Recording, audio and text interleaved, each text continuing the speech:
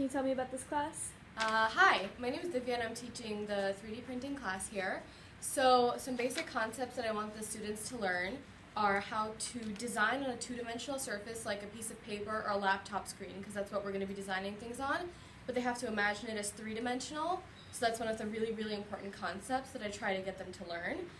Another concept is designing, planning, double-checking from every angle to make sure that their design looks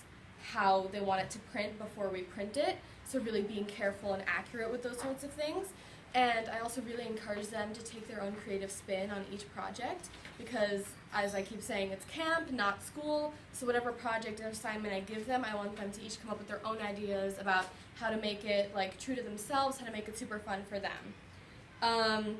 Right now, they're working on their combination animals, so this is one of the ones where I want them to be really super creative, and they're coming up with combinations of a couple of animals, like a bat mixed with a cat or different things like that, designing and printing those out. And another project I'm going to have them do by the end of the week is replicating a wonder of the world or something like architectural around the world that's well known, so that they can really work on accuracy and how to copy that perfectly. So I have them work on both accuracy and creativity and making things look good. Remember, if you can imagine it, you can print it.